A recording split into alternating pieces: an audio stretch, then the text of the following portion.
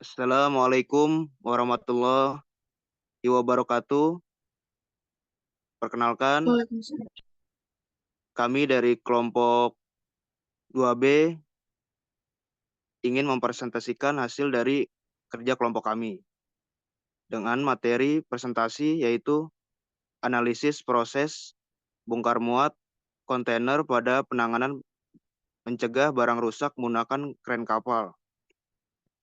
Oke, sebelum masuk ke isi materi, izinkan saya memperkenalkan anggota kelompok kami.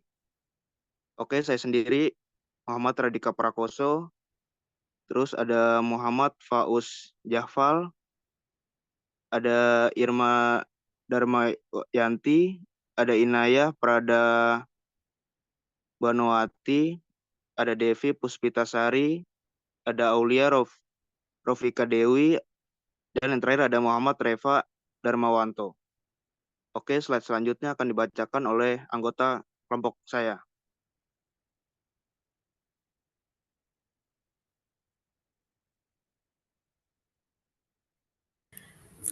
Baik, di sini ada beberapa topik yang akan kita bawakan.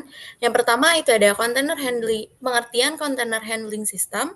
Yang kedua ada efektivitas proses bongkar muat kontainer menggunakan krain kapal. Yang ketiga adalah langkah-langkah kegiatan dalam proses bongkar muat. Yang keempat adalah faktor-faktor penyebab kerusakan barang. Yang kelima ada dampak kerusakan barang pada logistik dan ekonomi.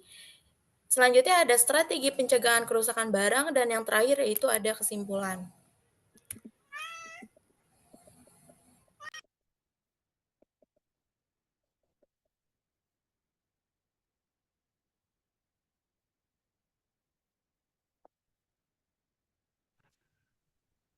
Baik, selanjutnya adalah pengertian container handling system. Container handling system adalah serangkaian proses, peralatan, dan teknologi yang digunakan untuk memindahkan, mengelola, menyimpan, dan mengangkut kontainer kargo di pelabuhan, terminal, atau fasilitas logistik lainnya. Sistem ini mencakup seluruh operasi dari saat kontainer dimuat di kapal, dipindahkan ke darat, disimpan di terminal, hingga diangkut ke tujuan akhir melalui jalur transportasi darat, laut, atau udara. Selanjutnya akan dibacakan oleh Devi. Ya, selanjutnya ada efektivitas proses bongkar muat kontainer menggunakan kren kapal. Yang pertama itu kren kapal modern itu dapat memindahkan 25 sampai 45 kontainer per jam dalam kondisi optimal yang jauh lebih cepat dibandingkan dengan metode bongkar muat manual. Nah, kren kapal ini dapat menangani berbagai ukuran dan jenis kontainer termasuk kontainer standar 20 feet dan 40 feet serta kontainer khusus seperti river atau berpendingin. Dengan meningkatnya kecepatan bongkar muat, waktu kapal bersandar di pelabuhan ini berkurang, yang menghasilkan efisiensi operasional yang lebih baik. Nah, kren kapal ini memungkinkan pemuatan dan pembongkaran kontainer secara vertikal, memanfaatkan ruang kapal yang lebih efisien. Penggunaan kren ini mengurangi risiko cedera pada pekerja pelabuhan karena mengurangi penanganan manual. Beberapa kapal kontainer modern ini dilengkapi dengan sistem otomatis dan semi-otomatis untuk meningkatkan efisiensi lebih lanjut. Selanjutnya dibacakan oleh teman saya. Ini ada langkah-langkah dalam kegiatan bongkar muat. Yang pertama ada stevedoring, yaitu proses memindahkan peti kemas dan dari kapal ke dermaga atau sebaliknya menggunakan krain. Yang kedua ada haulage, pemindahan peti kemas di dalam area pelabuhan menggunakan traktor atau forklift menuju area tertentu. Yang ketiga ada lift off, mengangkat peti kemas dari kapal atau tumpukan menggunakan kran ke lokasi yang diinginkan. Yang keempat ada lift on, kebalikan dari lift all, yaitu mengangkat peti kemas dari dermaga atau truk ke atas kapal. Selanjutnya yang kelima ada tracking, yaitu mengangkut peti kemas dari pelabuhan ke tempat tujuan akhir dengan truk. Dan yang proses terakhir adalah dari delivery atau receiving, proses penerimaan atau pengiriman peti kemas di gudang atau tempat tujuan terakhir.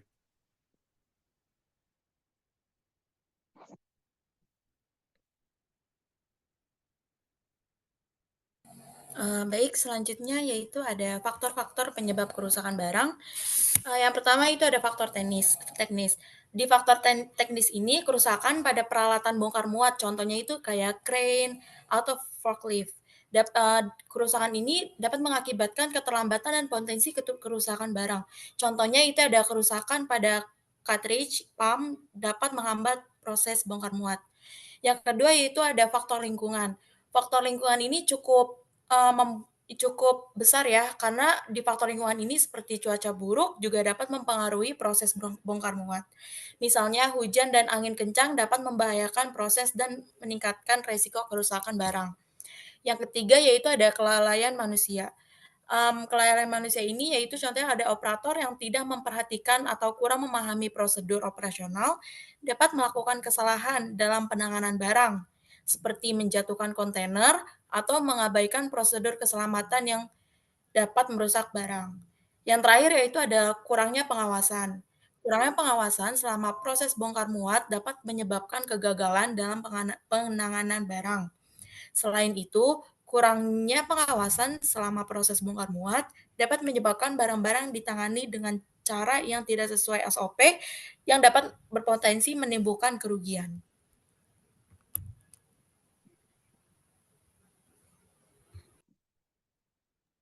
Selanjutnya ada dampak kerusakan barang pada logistik dan ekonomi.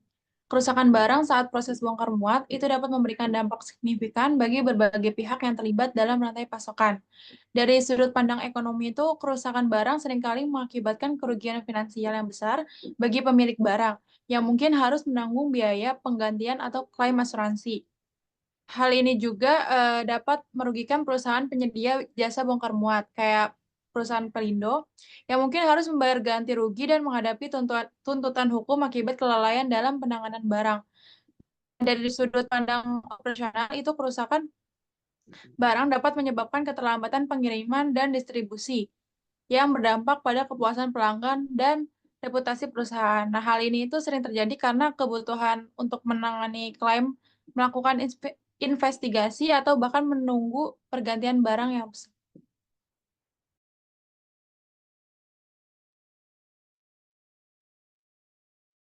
Untuk mencegah kerusakan barang dalam logistik dan bongkar muat, ada beberapa strategi yang dapat diterapkan, yaitu satu, pelatihan karyawan. Memberikan pelatihan kepada karyawan mengenai teknik pengangkutan dan penanganan barang yang tepat. Pengemasan barang yang baik, pemilihan alat angkut yang tepat, pemeriksaan rutin terhadap barang sebelum dan sesudah bongkar muat, mengimplementasikan sistem SCM yang baik, penanganan khusus untuk barang sensitif, audit dan evaluasi rutin untuk mengevaluasi penanganan barang, penggunaan teknologi, memanfaatkan teknologi seperti RFID dan sensor, perencanaan dan jadwal yang efisien, yang terakhir asuransi barang.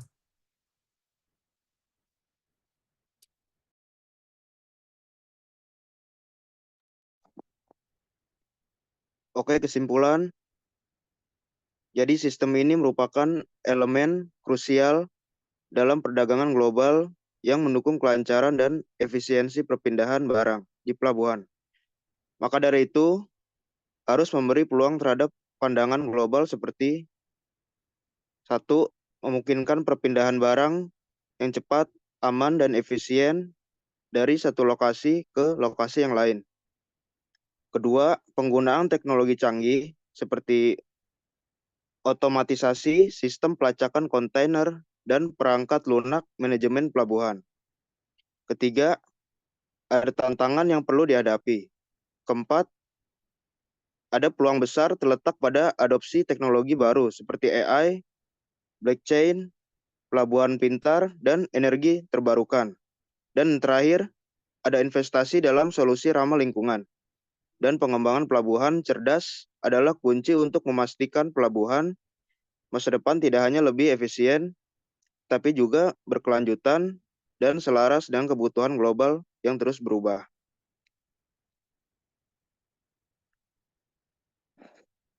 Oke, sampai di sini ada yang ingin bertanya?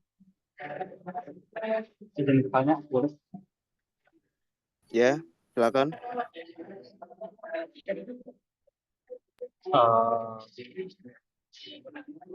Sorry.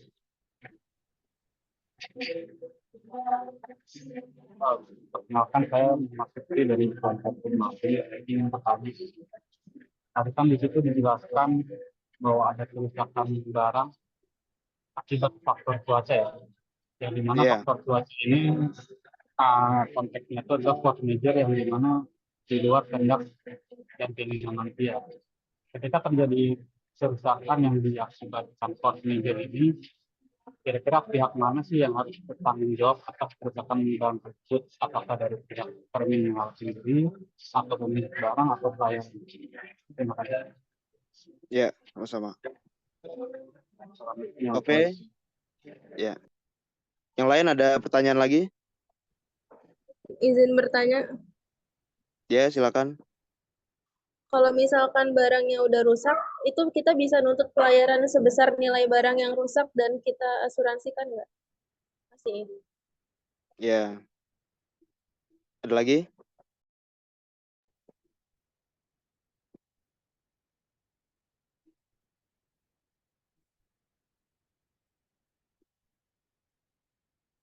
Oke, sepertinya tidak ada lagi ya. Oke, pertanyaan akan dijawab oleh teman-teman saya.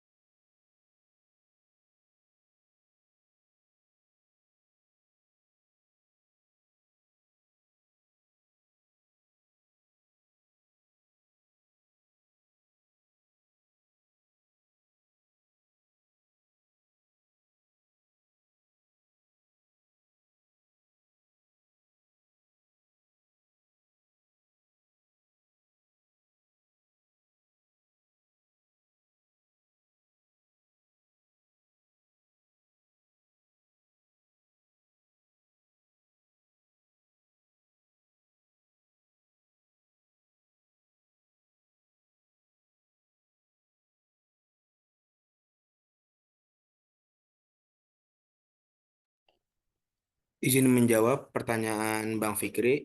Jika terjadi kerusakan barang yang diakibatkan faktor cuaca, itu termasuk tanggung jawab siapa? Sebagai pengangkut, perusahaan shipping itu bertanggung jawab terhadap penumpang dan barang yang dibawanya sebagaimana dalam pasal 40 UU Pelayaran yang berbunyi, perusahaan angkutan di perairan bertanggung jawab terhadap keselamatan dan keamanan atas barang yang diangkutnya.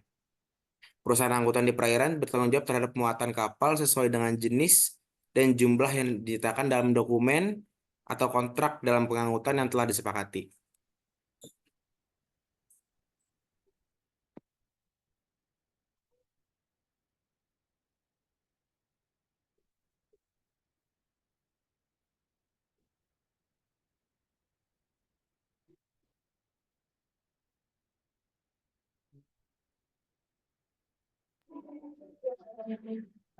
Oke, terima kasih atas jawabannya. Sama Mas, makasih Mas.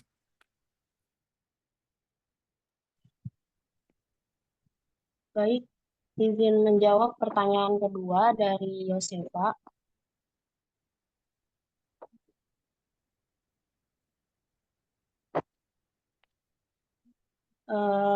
Pertanyaannya, jika barang sudah rusak, apakah kita bisa minta ganti rugi atau asuransi? Jadi kalian bisa mengajukan klaim kepada perusahaan pelayaran, tetapi kompensasi seringkali dibatasi oleh perjanjian pengangkutan atau kompensasi internasional yang berlaku. Jika Anda memiliki asuransi pengangkutan, Anda dapat menuntut nilai penuh barang yang rusak dari perusahaan asuransi. Setelah itu, perusahaan asuransi mungkin akan mengejar perusahaan pelayaran atas nama Anda melalui subrogasi. Nah, selanjutnya, keberhasilan klaim Anda terhadap perusahaan pelayaran akan tergantung pada penyebab kerusakan dan perjanjian kontrak pengiriman yang berlaku. Itu. Apakah sudah terjawab, Yosefa? Udah Irma, makasih ya Irma. Iya, sama-sama pertanyaannya, Yosefa. Terima kasih kembali. Oke, sudah jelas semuanya ya. Cukup sampai di sini sepertinya. Untuk kelompok kami, kurang lebihnya mohon maaf. Assalamualaikum warahmatullahi wabarakatuh.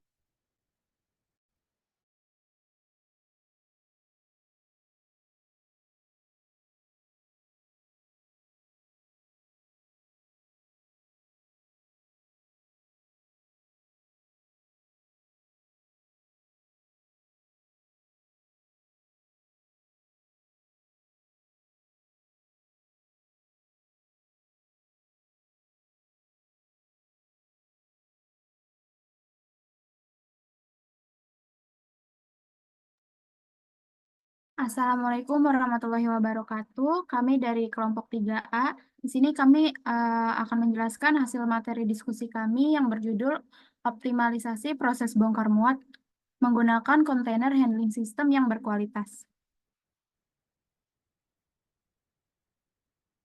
Anggota kelompoknya ada saya sendiri, Vinka Lestari, Rizky Kurnia Rohman, Muhammad Rifai, Audi Adriani, Ferina Dwi Handayani, dan Nabila Kalista.